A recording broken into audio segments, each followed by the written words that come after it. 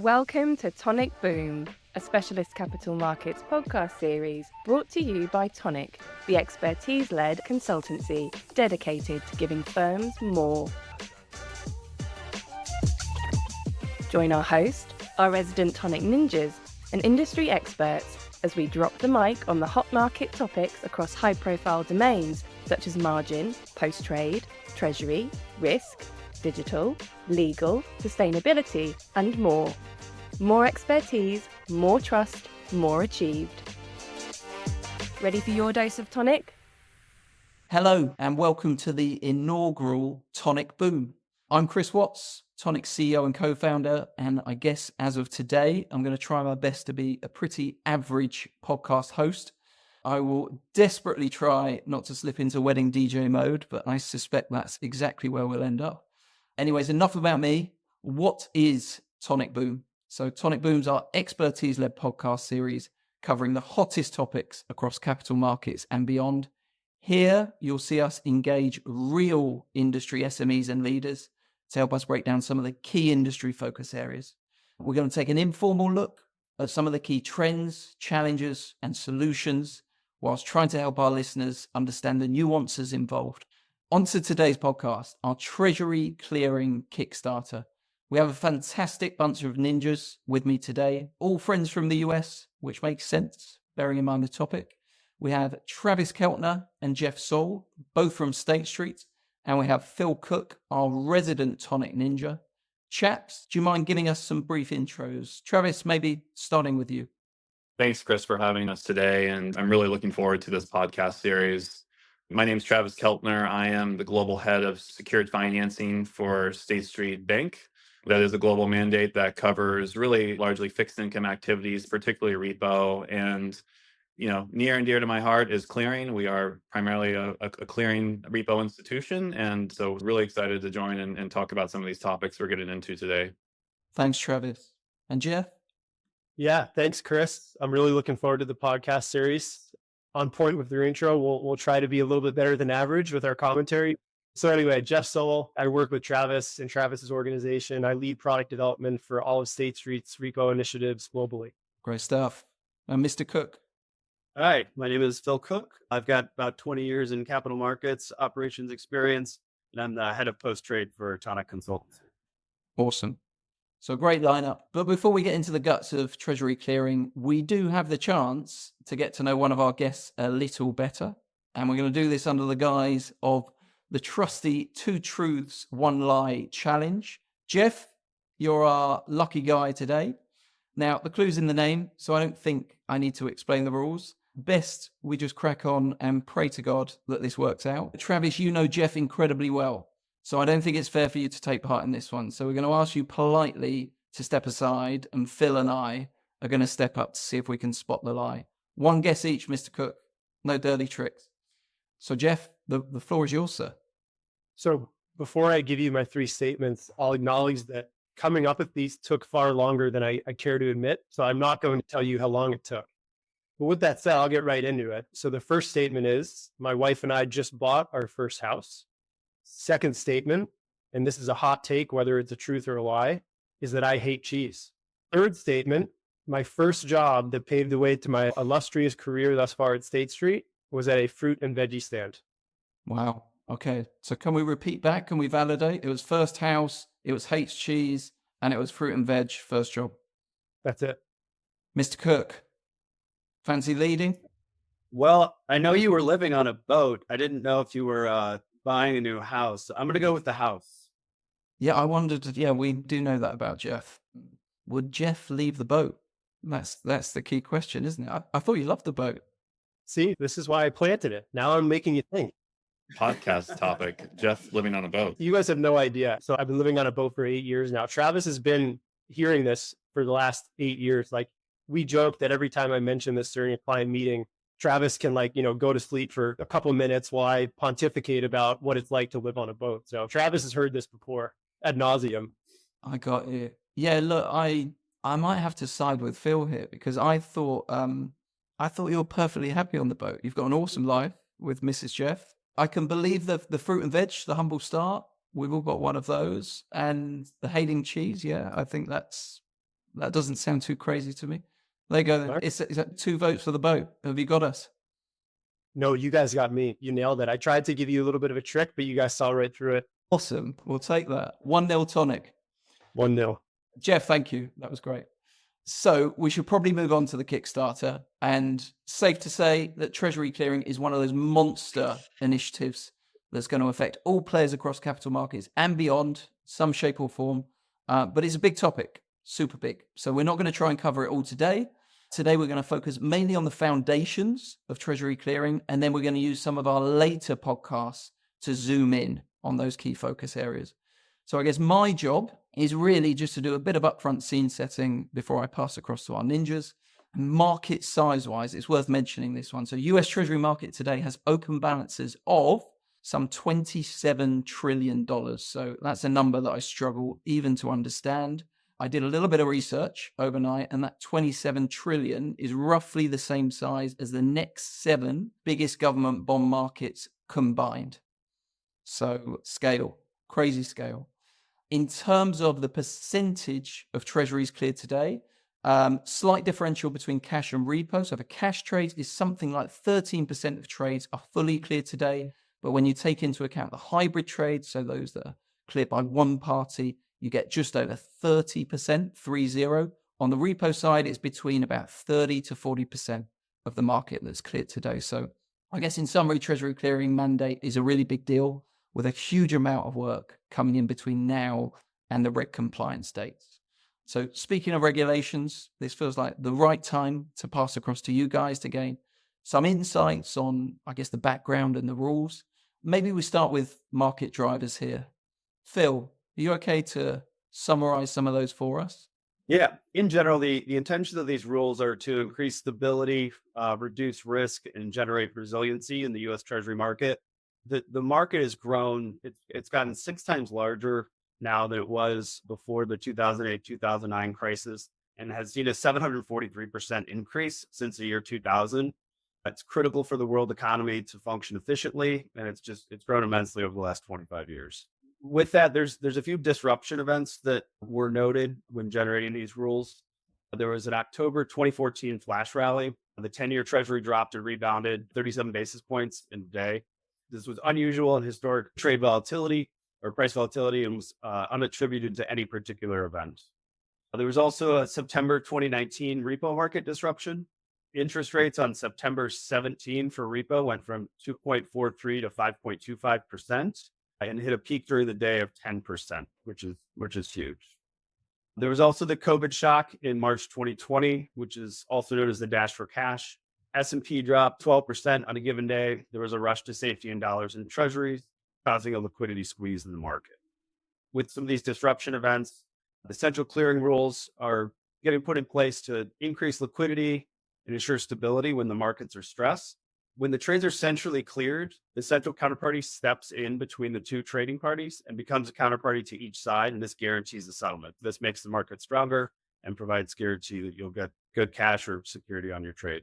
They mentioned that the approach here that the SEC has taken is consistent with the clearing mandates that went into place after the 2008-2009 crisis. The derivatives moved to central clearing. So similarly to that, the SEC is moving US Treasury trades to central clearing. And Phil, I think to take a step back, a lot of times the repo and funding markets end up taking a back seat to some of the sexier like FX and currency and other markets, emerging markets, stuff like that. The fact of the matter is, when there's a market stress event, you need liquidity, you need funding, you need those markets to function properly. They underpin the entire financial system. So all of those different stress events you mentioned, it's really critical that folks have access to raise cash when they need it, whether it's to meet margin calls, to meet other obligations, swap out into more conservative asset types and things like that. So again, I think the fixation from the SEC's perspective is really trying to solve around the data transparency, the functioning of the repo market, just in the context of that role of the cornerstone of the rest of the financial markets. Yeah, it could be another asset class that's in trouble, but the treasury market is critical in order to support what's needed for that asset class, right? Good stuff. Thanks, chaps. Strong sort of intro to Treasury Clearing and some helpful steps and history there. Phil, do you maybe want to talk us through just for someone that's not been exposed to US Treasury Clearing at all, what some of those key rules might look like in terms of scope and maybe the dates that we're talking about here? Yep, absolutely. So there's two types of transactions that are involved in these rules. So there's cash transactions, which are normal buys and sells. So these are going to need to be centrally cleared if they're traded between brokers, dealers, and major banks. This is dealer to dealer trading. So generally the sell side. The rules do not mandate central clearing for the cash trades between dealers and the buy side. So this requirement comes into play on December 31st, 2025. The other transaction type this affects are the repo transactions that we've mentioned or repurchase agreements. These inclusion rules are different. So the dealer to dealer trades need to be centrally cleared, but also the trades between dealers and customers will need to be centrally cleared. So this will pull in a large majority of the repo transactions and will force the buy side to centrally clear. These requirements go into effect on June 30, 2026. I did want to note as we have this discussion and go into future discussions and have the additional podcasts, we will mainly be talking about the central clearing for repo.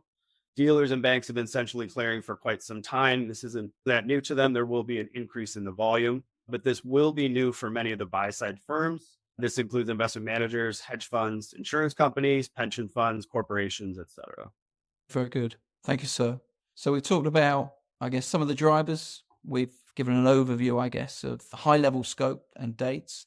Have we introduced the current central counterparty, conscious that as of today, there's only one show in town, although we know that's evolving? Phil, maybe we want to just close that one out?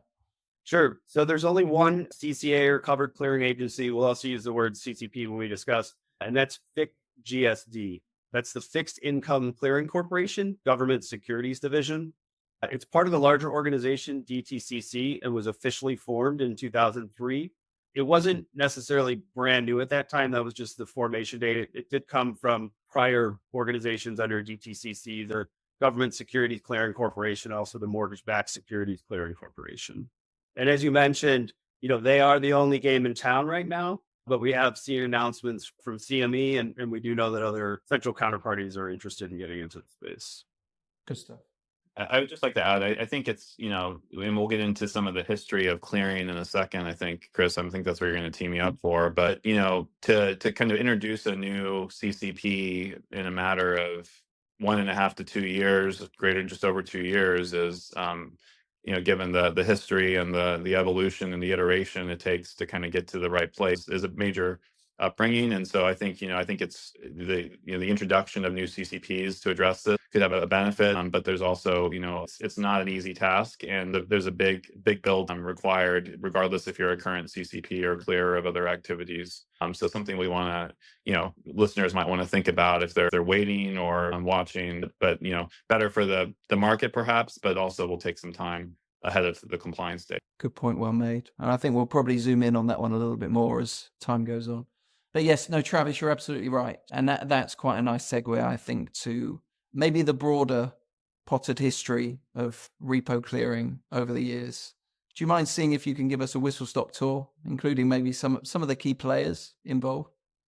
Yeah, I'll give it my best. You asked me what I love, and maybe this plays into our two truths at some point. But I enjoy long walks on the beach. I like gardening, and I love the rich history of central clearing counterparties. But all jokes aside, I do think that it's really important to understand there is a richness to it, and there's a really interesting history. And maybe I'll just touch on a couple of the high level points through it. And Phil started to get there, but this really goes back to the 1980s, where government securities were really an unregulated market for all forms of trading. And the primary dealers worked to kind of introduce effectively the GSCC in 1986, identifying the benefits between the primary dealer community to kind of access each other efficiently, to benefit from matching, comparison, operational efficiencies, and also risk efficiencies and management around that, to the points of what CCP is today and evolved to the broader market. But that really got accelerated in the early 90s, really on the back of the Solomon Brothers scandal, believe it or not, where there was some level of fraud, and we've seen the Buffett speech and the US fraudulent UST pricing bids, and that kind of paved the way for one, really an expansion beyond the primary dealers into the broader dealer market. So those non-primaries which is a broad swath of liquidity, kind of came into it through the interdealer brokers. And on top of that, it accelerated the case for repo netting and repo clearing, which kind of launched in the mid 1990s to kind of complement the cash trading activities that the primary dealers had kind of started with. And by 94, right, there was $1 billion in systemic netting benefits just from operational netting through this, that you can see how that level of scale and efficiencies kind of play into the broader market context. We saw the kind of the consolidation of different entities, GSCC, we had eventually NSCC, we get these other DTC under the DTCC in 1999. And then you saw an expansion of repo clearing activities around the general collateral financing services right around then, where Bank of New York and JP Morgan, tri-party agents really kind of accelerated more liquidity pools and additional asset classes like agency mortgages that only continued to broaden the pool of clear kind of dealer to dealer, FIC netting member, or just netting member kind of to netting member activities. A netting member, by the way, is kind of a direct member in kind of today's terms as we talk about the clearing mandate. 9/11 was a huge kind of win for DTCC. It was a terrible, obviously, the event, but the markets pursued. They carried on. They reopened quickly, and part of that was because DTCC was able to clear over 1.8 trillion in securities transactions during that week to keep the lights on, to keep things moving along, so that the markets could reopen. A great point for the success of clearing through some of these most tragic, terrible events. I think it was highlighted that FIC was established in 2003. Kind of the government securities dealer merging with the GSCC kind of under that.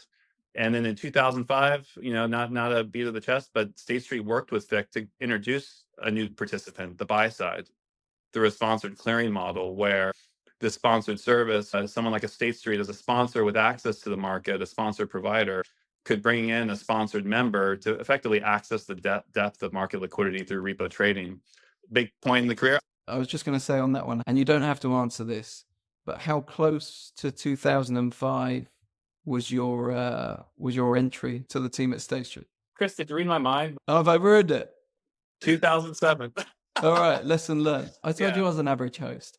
Yeah, well, I wasn't going to give my age, but here we are, right? So I started in 2007, right in the midst of that. And, it was a beautiful time to start on the back of the 2008 crisis where, DTCC kind of, successfully, another big success for clearing, $500 billion of open trading of treasuries, agencies, equities. They were actually the wind down on the back of the Lehman event without one member taking a loss. I think that's an incredible feat and recognition of the benefits for clearing, really when these stresses take place. So then clearing kind of, on the back of the 08, we had a lot of reg reform. We had capital, liquidity, leverage, balance sheet requirements that were really meant to strengthen our bank's resiliency on the back of these events. And clearing became more of a balance sheet opportunity where benefits from netting, from lower counterparty risk exposures, really kind of became the selling point of clearing, and in exchange for levels of margin and risk management. But really how this has kind of taken its shape, and we really think it's really opened up the door kind of to even like custodians like ourselves, when in 2017 FIC expanded to really bring in the buy side as that participant through a major expansion through the sponsored service to allow for two-sided trading, a broader set of jurisdictions that they slowly work towards. We saw the end users on the other side, the alternatives and the leverage community come in, and it's really scaled to that $1 trillion, those 200, 35 sponsors on the back of the 200 kind of government securities dealer accounts. And if you think about this, I like to think about some of it as an analogy, and we'll keep the nautical theme, right? You think about a boat trying to cross the ocean by itself. You think of that as a repo counterparty trying to manage its own risk, trade in a vast market of liquidity. And really over the years, what we've seen is this development of an armada where you've seen multiple boats now together, right? And they can see kind of what's going on, but there is also, you don't know what's happening inside the boat or the ship, and they're of different sizes. And now you've started to introduce tugboats and coast guards kind of around that to kind of support that. So when someone goes under, they pull someone out, and the armada continues, right? And so we've seen this grow and grow, and now you got the buy side boats joining. You've got a broad community, and now it's obligatory, right? And that's what we're going to get to, and it's going to have an interesting dynamic. But that armada is just going to grow bigger and bigger there's trade-offs, there's protections. It gets back to resiliency, transparency, and the concept of liquidity that we'll obviously, I'm sure we'll get into further. I'm going to be borrowing that analogy, by the way. Thank you. That was awesome. Take it. It's free. I think you've got a book in you, Travis. Yeah. I might have to start calling you Professor Keltner. That was no, that was awesome. That was I didn't expect that. That was a great level of detail over how this has played out over the last 20 years and how we've got to today, I guess. So thank you, sir. So we should probably move on a little bit to some of the practical implications of what Treasury Clearing brings for InScope firms, some of those key impact areas that firms can expect to see on the other side, particularly for those buy-side players that maybe don't clear today. Jeff, chance to redeem yourself after the 2 truths, 1 lie challenge. Do you want to maybe take us through, just at a high level, some of those key impact areas? Yeah, of course. So I think maybe before I get into the impact areas, I'll kind of pick off from where Professor Keltner left us off in 2017. And 2017 was really when the sponsored product as we know it was launched and brought in. And prior to that, in the interim period between 2005 and 2017, it was really more of a niche, very limited scope product. And what we saw as soon as FIC expanded its rules was all of a sudden, more and more boats, to Travis's analogy, started to get involved and participate. And State Street lost its honor as the only sponsor participating. And now today there's over 35 sponsors. So I think the growth story of the sponsored market is best evidenced by how it rebounded after kind of the COVID bottoming out and in the zero rate environment. So whereas the sponsored market initially was a landing spot for 2A7 money fund cash investment, what we saw post-COVID was really this blossoming of, as soon as all of that 2A7 cash came out of the market, it was just being thrown at the Fed's RRP facility because those funds were eligible. Volumes continued to grow and more firms continued to get involved. So now you're talking about firms from upwards of 47 jurisdictions, including all 27 of the EU member states. You're talking about firms looking to invest cash on a collateralized basis, like money funds, pensions, corporates, insurance companies. But then on the other side of the trade, you've got alt funds, you've got REITs, you've got a really diverse mix of participants in this program. So to me, I think that's where the sponsored model growth story really evidenced itself. Was this is no longer a niche product. This is now a product in and of itself. So, if you look at where we are today, this is now an ultra competitive model. It's fully ubiquitous in the marketplace. Everyone knows about it. Cat's out of the bag type of thing. I mean, this is mature. This is a mature model. The one thing I'll say is FIC has a number of different access models for the buy side. We've talked a lot about the sponsored model, the most ubiquitous, the most adopted model. There are other models, including a more agented model where, and we'll get into this, I think subsequently, we want to do some deep dives on access models in additional podcasts. But the point is, the sponsor model was really the only one, or the one that was adopted. So specifically, just to get into the minutia on this. So FIC GSE's rulebook is the governing document for this program. So this rulebook is online. It's 325 pages, super fun to read. Highly recommend it. If you're trying to go to sleep or something, I'm kidding. So that rulebook as the governing document kind of defines all foundational concepts for how the clearing program works. So the sponsored clients or the sponsored members are, as the name suggests, members of the CCP, albeit in a limited capacity, right? So you have netting members, they're full-fledged members.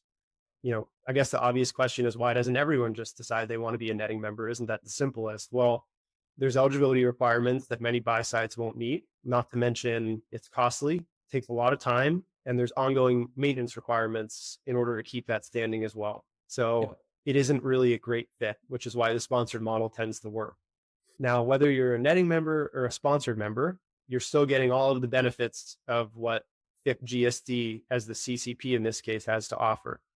Like any other CCP, I'll just boil it down to 3 basic elements. So one is the concept of novation. So trades novate at FIC upon comparison. So when we talk about novation, we're talking about the original delivery, receipt, and related payment obligations that might be entered into bilaterally are terminated and broken into effectively 2 halves, with FIC sitting in the middle of it. So now FIC is installed into the transaction right in the middle to manage the risk. As part of that risk management, there's also an operational netting component too, right? So just like any other CCP, FIC is netting different transactions between counterparts in order to minimize flows back and forth and simplify settlement. The third piece, risk management. So all netting members contribute to FIC's clearing fund, which is part of their loss mutualization waterfall. So FIC uses a VAR-based methodology. So considerations for that would be overall volume traded, characteristics of net securities positions, transaction tenors, etc. So those three concepts, novation, netting, risk management, are kind of the package, I think, of what FIC is offering in this space and why the model really works. That was great. Well, that was good fun. Thank you, gents. Super insightful from all of you. Some hugely valuable contributions there. And a lot learned, I think, certainly for me, and I don't doubt for our listeners as well. It's not an easy one to wrap up because this is, as we've said numerous times, a big, big topic, but it's clear that Treasury Clearing is going to force major transformation across the market in coming years. We want to stay on top of some of the focus areas that we talked about today and peel them back and go down another level. And within our subsequent Tonic Boom series, you will see us discuss topics such as access model selection, such as the cost and liquidity impacts of Treasury Clearing, likewise collateral, the brand new operating model that firms are going to have to consider, and of course some of the more practical guidance such as how to start a Treasury Clearing program, how to mobilize quickly, bearing in mind these end dates that are in sight. Well, that's a wrap. The inaugural Tonic podcast done. Thank you so much to all of the guys involved. We will see you next time. You've been listening to Tonic Boom. Don't forget to like and subscribe to stay up to date on the latest developments and industry opinion across capital markets. Visit thetonicconsultancy.com to see more of our expertise-led insights and end-to-end solutions. Tonic. More expertise, more trust, more achieved.